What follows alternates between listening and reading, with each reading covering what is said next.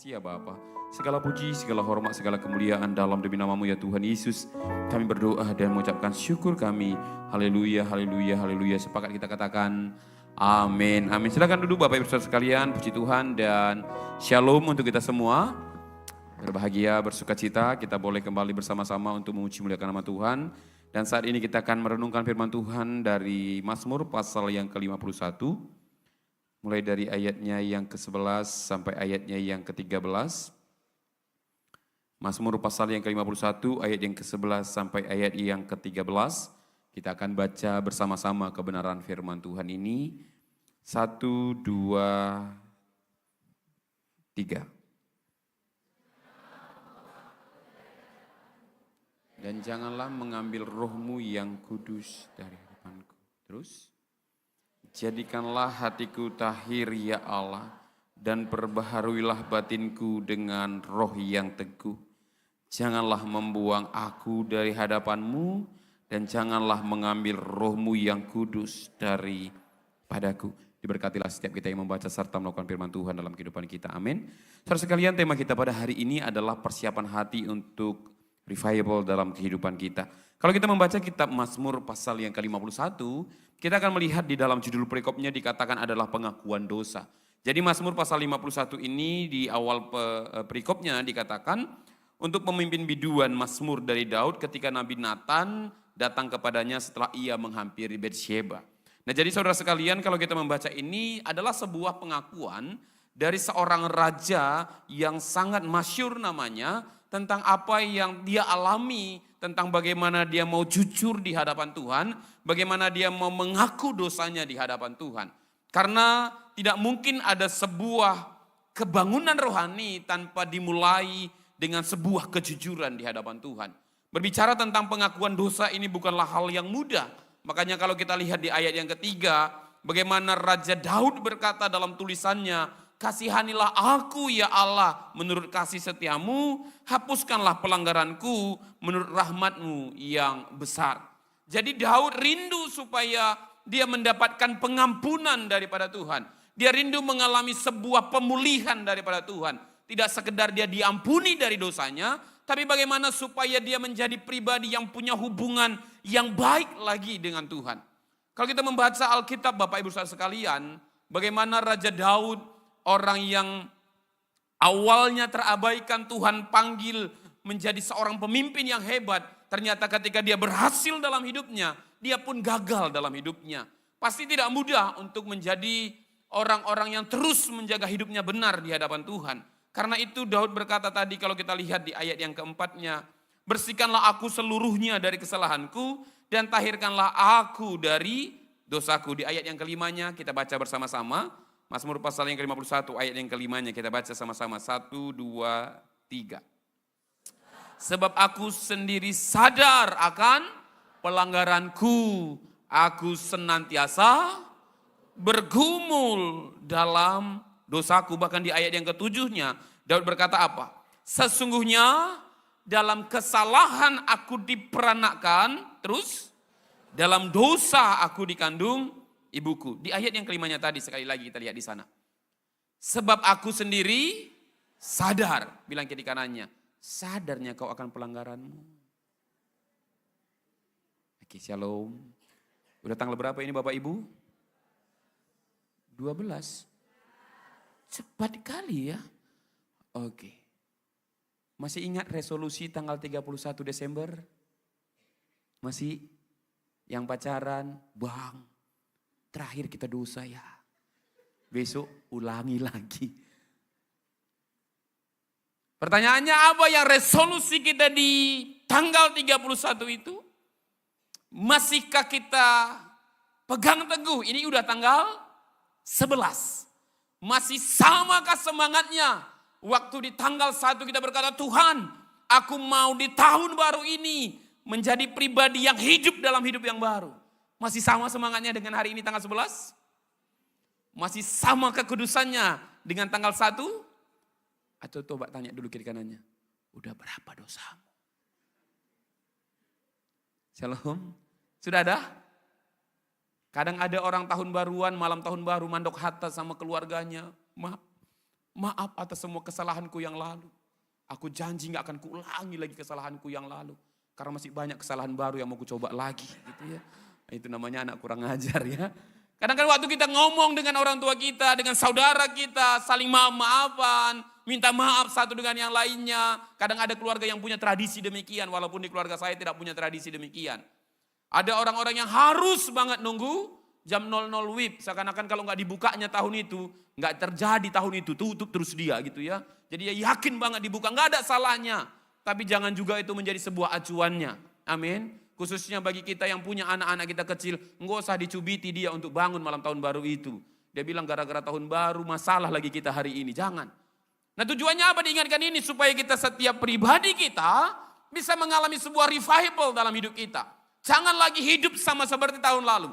Jangan lagi punya kebiasaan yang sama seperti tahun lalu. Dan kalaupun tahun lalu banyak dosa pelanggaran kita, biarlah di tahun ini kita mengalami sebuah terobosan yang baru. Dan hidup kita mengalami hal-hal yang dahsyat bersama dengan Tuhan. Amin.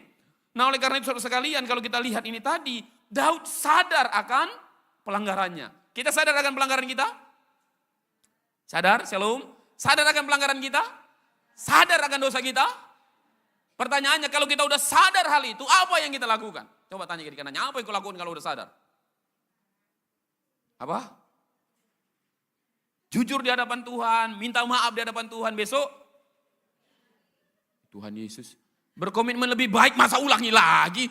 Oh haleluya, ya memang gara-gara makan-makan banyak kembang loyang, otak kita agak susah berkembang kayak gini ya. Kembang loyangnya terlalu berkembang, otak kita gak berkembang. Nah jadi ayat ini diingatkan bagaimana Daud bergumul. Karena Daud tahu tidak mudah lepas daripada dosa. Tidak mudah untuk kita keluar daripada dosa. Tidak mudah untuk tidak jatuh dalam dosa. Karena kita manusia yang pada dasarnya kalau di ayat yang ke-7. Dia katakan apa? Sesungguhnya dalam kesalahan aku diperanakkan. Jadi dia mau menyatakan walaupun aku sudah berbuat dosa. Tidak hanya itu dosaku. Tapi memang aku naturnya, alamiahnya manusia yang berdosa, yang memang bolak-balik melakukan perbuatan dosa. Sehingga dia berkata apa? Dalam dosa, dalam kandungan ibuku pun aku sudah berdosa. Jadi hal ini mengingatkan kita Bapak Ibu. Semua kita manusia berdosa. Ada orang yang sudah berbuat dosa, ada orang yang belum punya kesempatan berbuat dosa. Kita yang mana? Shalom. Kita yang mana kira-kira? Ada orang yang udah berbuat dosa, iya kelihatan dosanya, ditamparnya istrinya. Ada memang gak ditamparnya istrinya karena gak berani. Tapi tinggal nunggu waktunya nanti ditamparnya juga. Bedanya satu udah melakukannya, satu belum. Tapi tetap manusia berdosa. Ada orang yang berzina dengan pacarnya, ada gak berzina dengan pacarnya. Kenapa? Jomblo. Ya gimana caranya dia? Kan gak mungkin dia berzina dengan pacarnya kalau jomblo. Tapi tunggu nanti dia pacaran. Apakah dia benar-benar kudus atau enggak? Ini menjadi PR kita. Banyak kita menghakimi orang berdosa. Tapi kita pun sebenarnya ada peluang jatuh dalam dosa. Tapi apa yang perlu kita lakukan hari ini Bapak Ibu Saudara sekalian? Mana tahu kita juga mengalami hal yang sama seperti Raja Daud. Kita perlu belajar supaya apa? Supaya kita mengalami sebuah kebangunan rohani. Tidak hanya karya Allah itu ada, tapi juga ditentukan oleh respon kita. Sama-sama katakan, responi dengan benar. Selama engkau mendengar khotbah ini pasti ada beberapa yang meresponi dengan tidak benar. Dia berkata apa? Ngeri kali masa bolak-balik diingatkan dosa-dosa. Tapi ada juga bilang, kayaknya pas itu, cocok untukku. Bilang kiri kanannya, khotbah ini untukkunya, bukan untukmu. Amin. Jangan nanti kita berpikir tentang dosa ini, temanku cocok kali dengarnya. Enggak. Kita yang cocok. Siapa yang cocok mendengar khotbah ini? Amin. Jadi kalau jelas disampaikan, tegas disampaikan, jangan tersinggung. Karena saya enggak berencana untuk menyinggung Bapak Ibu. Saya berencana mengebomnya langsung ya. Kalau menyinggung kan masih sikit-sikit. Ini tapi langsung straight to the point. Bahasa karonya apa? Situlduk matani horbo. Gitu ya. Langsung aja. Kadang-kadang gak jelas. Ya ini menjadi penting bagi kita. Daud menjadi hal-hal itu. Dan luar biasanya respon Daud benar. Responnya apa? Ketika ada seorang nabi yang bernama Nabi Nathan menegur kesalahan Daud. Dia sadar dan dia minta ampun di hadapan Tuhan. Apa bedanya Daud dengan Saul Bapak Ibu? Yang mana lebih banyak dosanya? Daud atau Saul? Kita ya? Oke, bagus.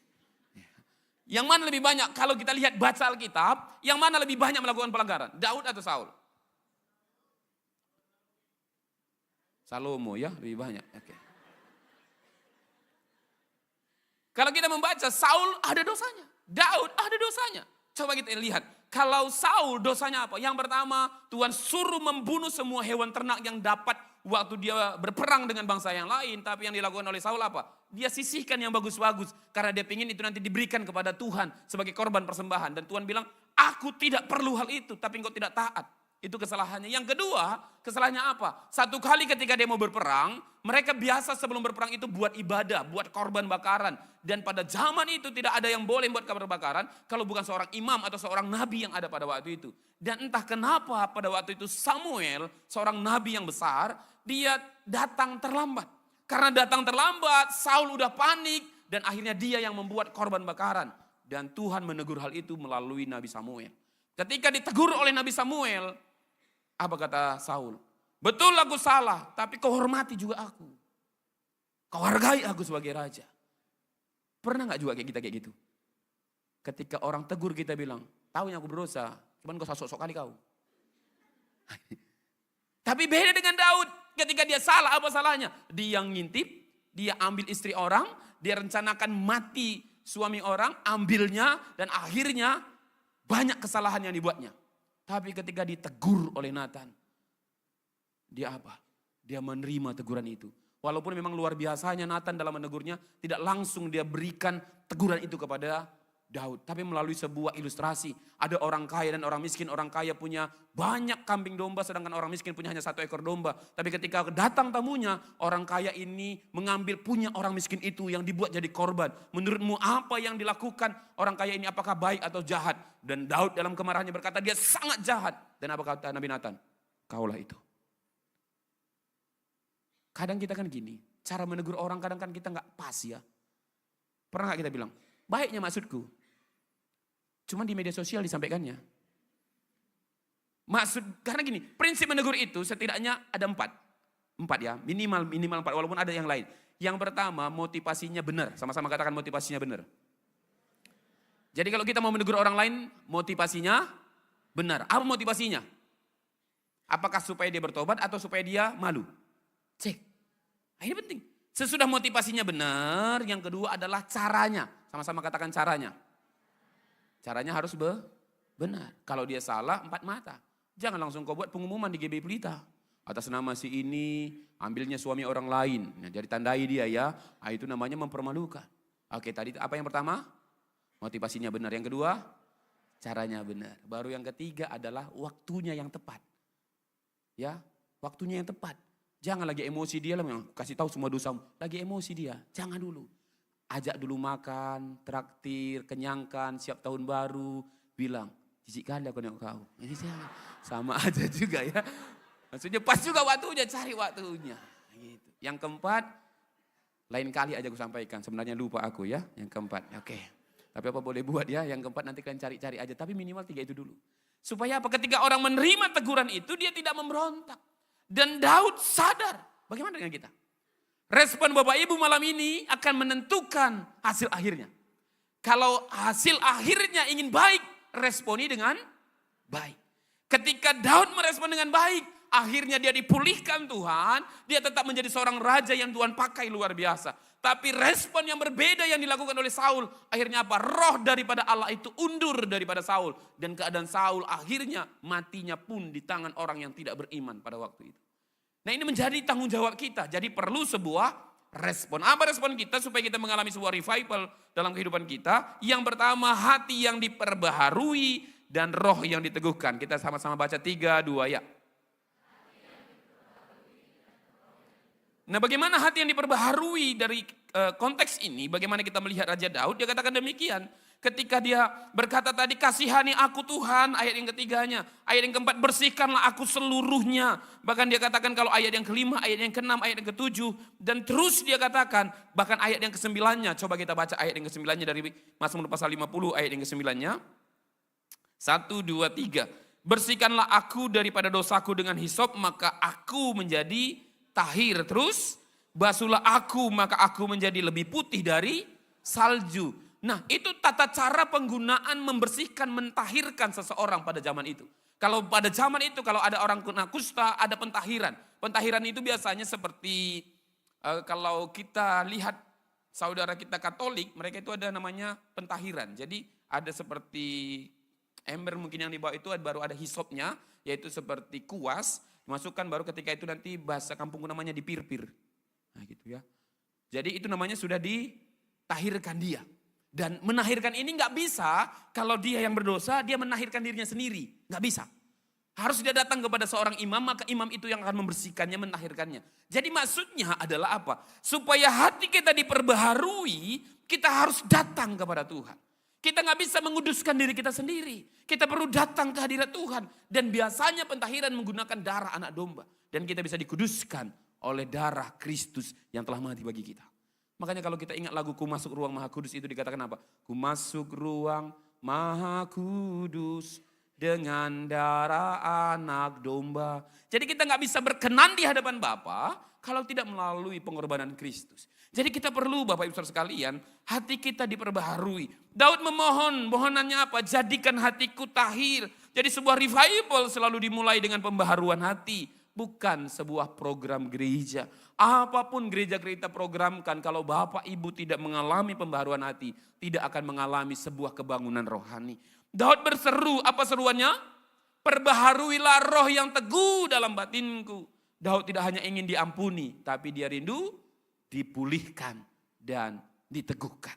Saat kita mengaku dosa, Tuhan ampuni. Tapi apakah hubungan kita dipulihkan kembali dengan Tuhan? Nah ini yang menjadi sebuah perenungan kita Bapak Ibu. Hati yang tahir berarti hati yang bebas dari dosa tersembunyi. Sama-sama katakan dari dosa tersembunyi. Coba lihat kiri kanannya. Ada nggak dosa tersembunyinya? Shalom. Ada? Sepintar-pintarnya kita menyembunyikan dosa itu dari teman kita. Lagu sekolah minggu berkata apa? Mata Tuhan melihat apa yang baik, yes. Apa yang jahat, no. Ingat, Tuhan melihat. Sekarang selain Tuhan melihat, CCTV di mana-mana ya. Pertanyaannya, mana kita lebih takut? Tuhan yang melihat atau CCTV yang memantau? Tuhan Yesus, CCTV ya. Enggak expect aku dengan jawaban anak-anak tahun baruan ini ya. CCTV, jadi enggak apa-apa berdosa. Yang penting enggak kena sorot. Tuhan Yesus. Memang manusia-manusia jogal semuanya. Dan bahkan kita tahu di kantor itu sudut CCTV-nya di mana, di sepanjang jalan. Kita tahu, oh ini kalau sini kena tilang nanti. Kalau sini enggak kena tilang, ini agak lewat sedikit ini. Sampai hafal kita sudut CCTV semuanya. Oh Tuhan Yesus. Nah ini yang menjadi perenungan kita. Jangan sampai kita rasa tersembunyi. Tapi Tuhan tahu. Bilang kiri kanannya, Tuhan tahu dosamu. Walaupun datang baru kau jumpa sama inang itu, Shalom Eda. Tapi Tuhan tahu hatimu yang mengucapkan Shalom Eda itu. Kau berkata, oh haleluya selamat tahun baru. Tapi hatimu, bayar utangmu, bayar. Tuhan tahu. Ini menjadi perenungan kita. Ada orang-orang yang menyembunyikan dosa. Kepahitan bahkan motivasi yang tidak murni. Jadi revival itu tidak mungkin terjadi. Kalau kita menolak diperiksa oleh Roh Kudus. Kita perlu minta Roh Kudus untuk memeriksa hati kita. Benarkah memang motivasinya benar? Karena setiap kita ini punya dosa pribadi sendiri. Ada dosa-dosa yang mungkin orang tidak tahu. Tapi sejujurnya, kita tahu apa dosa kita. Betul? Mungkin teman baikmu gak tahu apa dosamu. Tapi kau tahu dosamu itu. Udah bergumul sepanjang minggu ini. Apa yang harus kubuat? Mau jujur malu. Kalau gak jujur kau tertekan. Apa kata Daud? Ketika aku menyembunyikan dosa itu sepertinya tangan Tuhan menekan aku. Tapi ketika aku jujur di hadapannya, aku mendapatkan kelegaan. Terlalu banyak kita sembunyi-sembunyikan dosa kita. Bukan berarti langsung kita publish nanti pulang ibadah ini. Langsung kita ngaku teman-teman. Selama ini rupanya udah 5 suami orang ku ambil. Enggak usah bodoh juga maksudnya. Jangan terlalu polos ya. Bukan gitu maksudnya. Tapi jujurlah di hadapan Tuhan. Amin. Ini menjadi momen bagi kita. Supaya apa? Setiap kita bisa mengalami revival dalam hidup kita. Nah saudara sekalian. Mari ambil waktu kita. Uji diri kita. Periksa diri kita. Makanya sebuah lagu dikatakan itu apa? Selidiki aku.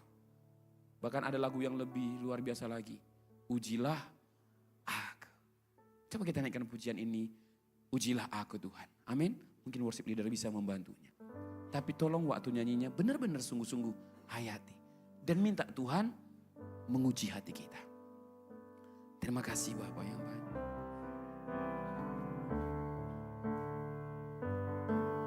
Terima kasih Tuhan. Ujilah aku Tuhan. Cobalah aku Tuhan. Selidiki batinku dan hatiku.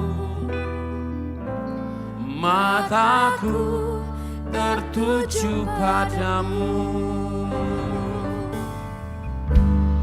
Aku cinta padamu Tuhan.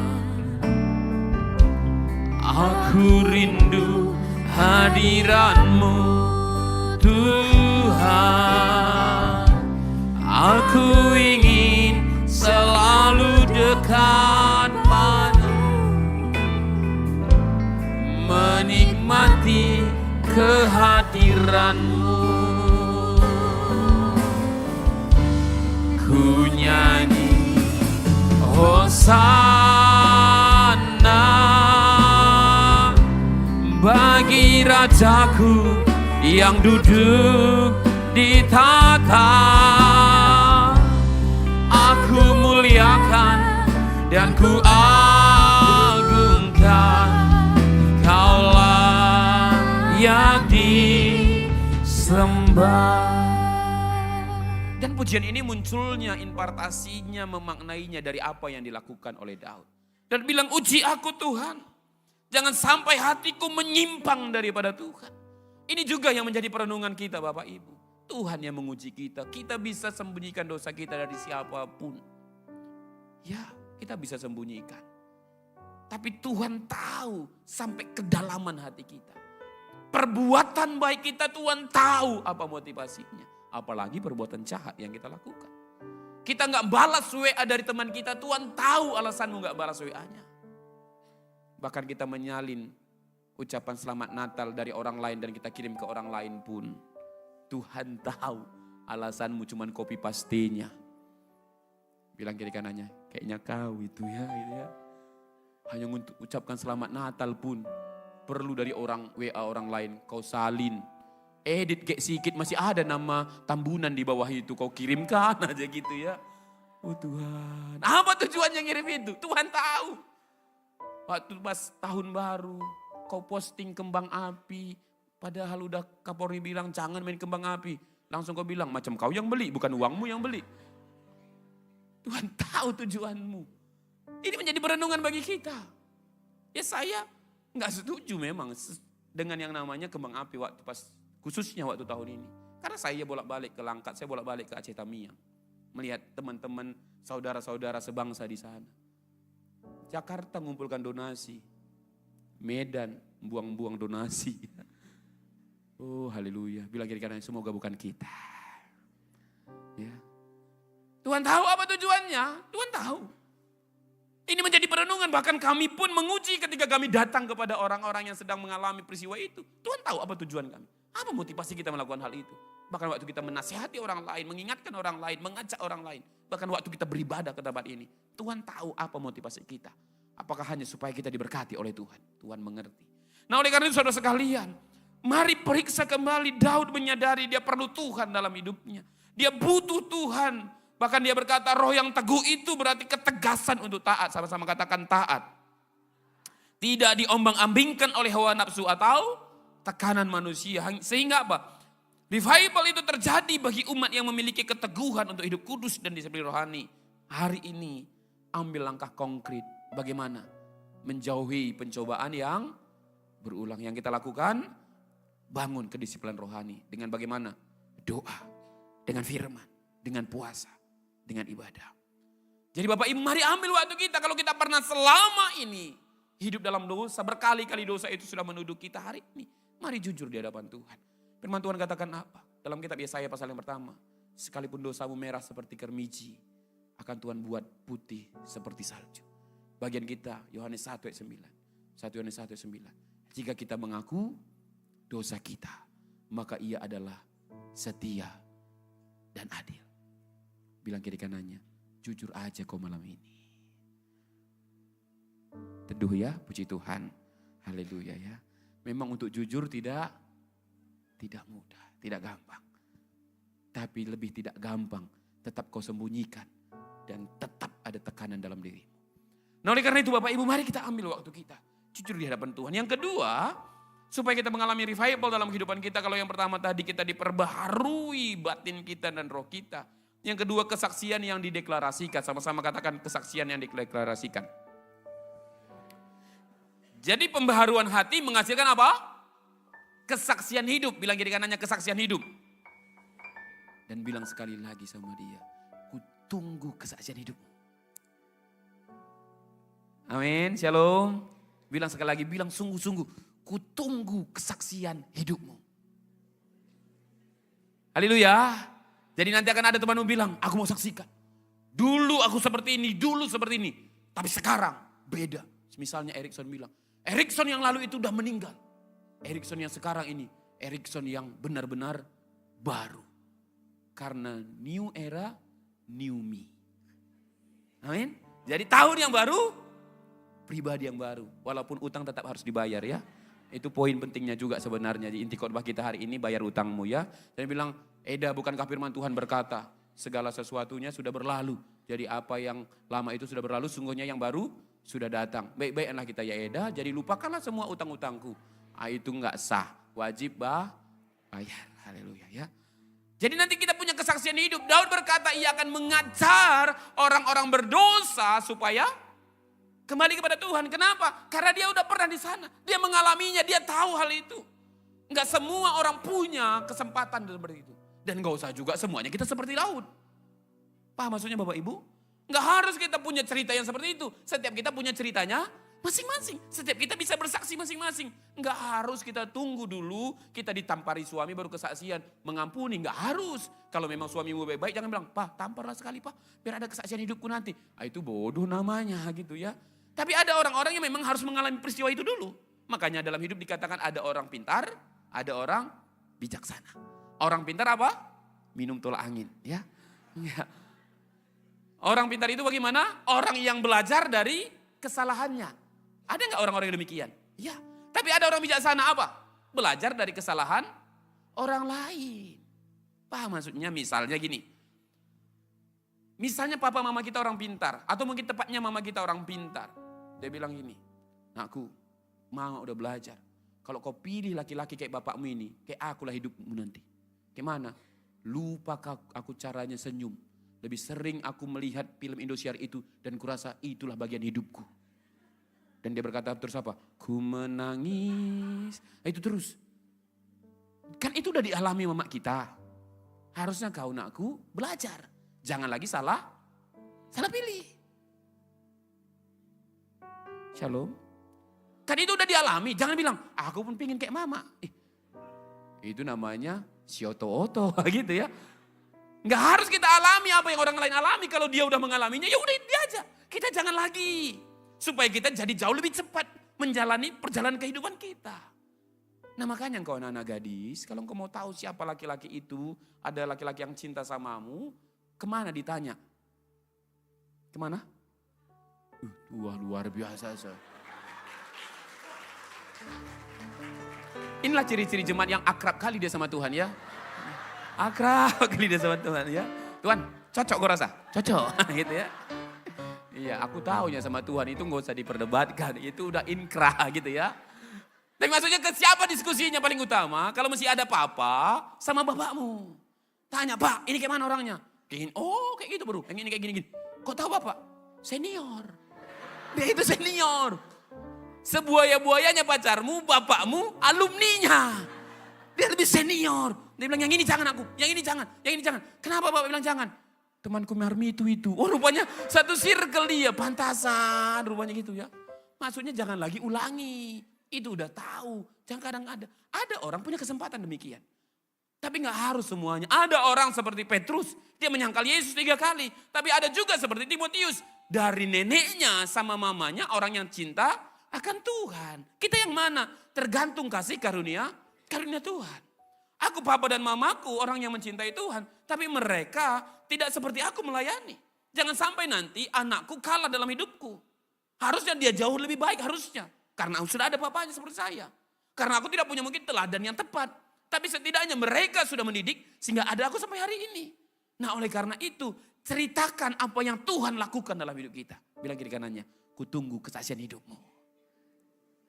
Amin, shalom. Karena minggu ini kan Aiker ini nanti kan. Jadi nanti bersaksi di situ. Teman-teman, makasihlah. Hari ini aku mau saksi apa? Semalam itu benci kali aku nengok tetanggaku. Sekarang gak benci lagi aku sama dia. Sekarang sama mak bapakku aku benci. Itu bukan kesaksian. Itu hanya beda emosinya aja. Jangan sih itu maksudnya. Alami. Gak mudah memang bersaksi. Tapi yang paling mudah untuk bersaksi apa? Apa yang sudah kita alami. Daud kenapa bisa mengajarkan kepada orang-orang berdosa?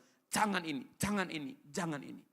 Tapi kadang ternyata walaupun Daud sudah mengalami itu, Salomo gagal juga dalam kehidupannya. Ini menjadi PR juga kita. Walaupun kita bisa belajar dari orang lain, akhirnya keputusannya di tangan pribadi, lepas pribadi. Nah, oleh karena itu saudara sekalian, Daud berkata ia akan mengajar orang-orang berdosa supaya kembali kepada Tuhan. Jadi revival bukan hanya pengalaman pribadi tapi juga menghasilkan misi. Misi yang bagaimana? Misi dengan bentuk keberanian memberitakan pertobatan dan keselamatan. Hati yang dipulihkan akan selalu melahirkan mulut yang bersaksi. Bagikan apa yang Tuhan perbuat dalam hidup Anda. Secara sederhana dan secara nyata. Gak usah dikarang-karang berlebihan. Saya dulu sempat salah. Saya pingin sekali dulu kayaknya maunya aku ditabrak mobil ini kan. Kalau tabrak mobil nanti aku tiba-tiba terjadi mujizat. Baru aku bersaksi bagaimana pertolongan Tuhan. Tapi pernah aku pikir juga kalau tabrak mobil mati. Kan gak harus gitu ya. Aku ada pernah pikir maunya aku punya kesaksian kayak hamba Tuhan yang lain. Dia tiba-tiba sempat mati suri. Dibawa Tuhan ke sorga. Aku jangankan ke sorga. Ke Singapura pun gak sampai-sampai. Nah gitu ya. Dia udah sampai ke sorga. Tapi aku pikir kalau dia udah pernah ke sorga. Nanti datang kedua kali. Enggak lagi excited. Dia bilang udah pernah jalan yang di sini hari itu. Ada jalan di sini. Jadi syukurlah kita belum pernah ke sana. Jadi masih pingin ke sana. Karena ada hamba Tuhan yang saya tahu bolak-balik naik turun sorga. Mak keren kali kawan ini ya. Luar biasa. Sampai hafal mungkin dia di sana Gang Kasih, di sana Gang Keadilan, Jalan Pelita 4, mana tahu ada di sana. Tapi urusan dia lah. Enggak usah pingin seperti dia. Kita punya pengalaman masing-masing dalam hidup kita. Amin. Enggak usah dulu menjadi orang berdosa untuk menceritakan tentang dosa. Karena memang kita manusia berdosa.